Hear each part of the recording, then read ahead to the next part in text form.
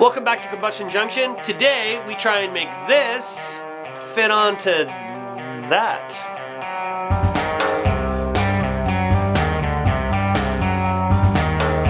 Like I mentioned in the last episode, this is the rear fender off the CJ360. As opposed to the, the classic sort of CB fender. I could use this, and a lot of people do sort of take, the last little bit, and I can even put it there if you can see it, and have that kind of come out there, and it works. There's a little bit, and you can actually see where I've had some tape there, where I've sort of been looking at lines and stuff.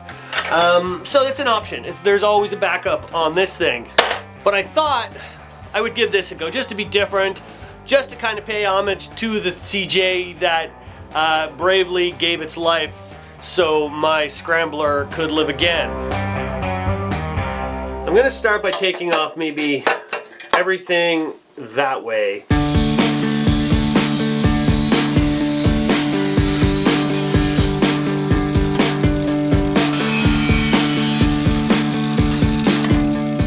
So my goal is to be about there, I think. A little bit on an incline, be as tight here as possible. I am gonna do the single small tail light right coming off of it, and then probably 2 turn signals hanging down there. I'll show you those later. That's kind of the goal. Not too long, not way out there, not nipped up like that, although it's not terrible. But I'm gonna start, I can always make it shorter. There's a really nice finished lip on the edge of this that obviously follows the fender. So what I think I'm gonna try and do, cut on the 2 sides here to release this from the rest of the fender. This part has to come up anyway to find that nice angle. Then I'm either gonna try and cut down and bend this out, which probably won't work, or what I'm gonna do is take the whole section off and re-weld it so it continues straight.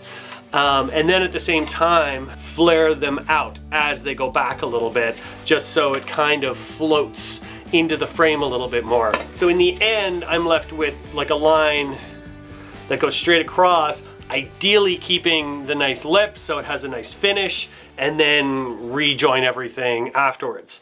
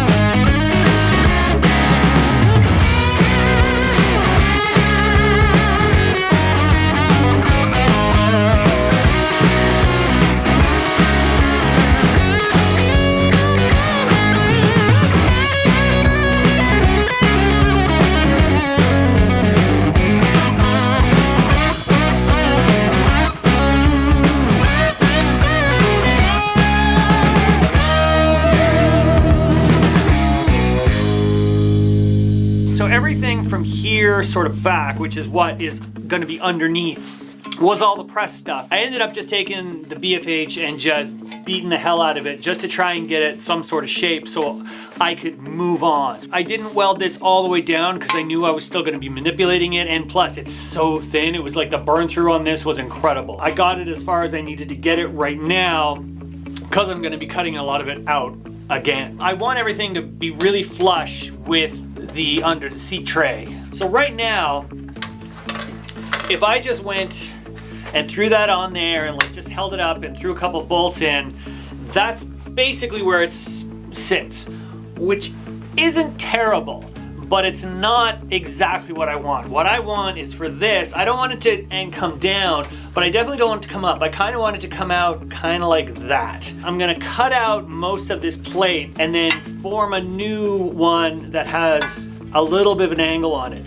But I'm actually not gonna do it with this, because I don't think I need to have a full plate up underneath, and it just makes the whole thing messy. What I wanna do is cut out this, build a bracket sort of that goes on the inside for the front, find my angle, and then build a rear bracket. So a lot of the under fender will still be this same nice piece of metal that I put in here before. These are now gonna get an angled cut, so as they go in, they'll even disappear even more. The whole thing is gonna kind of slide in, and then I can weld the two together. I hope that makes sense.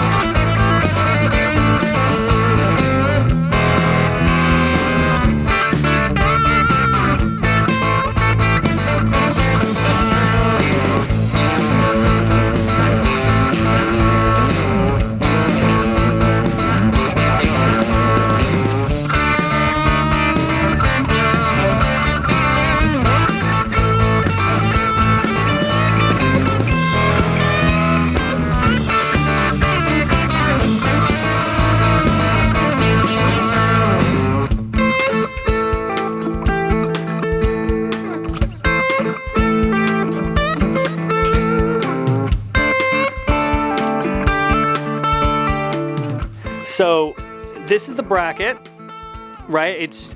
I've just got it mounted with one bolt on the center.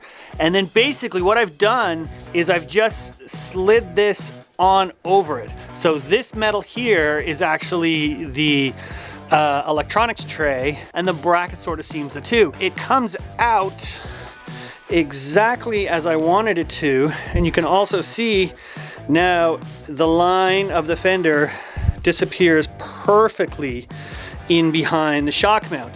And once again down here, you can see it right there, follows in beyond the bracket. What I have left to do now is I'm basically going to tack these two together, because this is obviously found the angle of the upswing. This is coming out how I want it. So I'm going to run a bead between these to make these two one piece. Haven't decided if I'm going to do a second bracket further down to sort of tie in these two end pieces just to strengthen up this, because right now this is just relying on this weld. By the way, don't mind this, that's a little bit of a blow through. I've got to fill that in and regrind it out.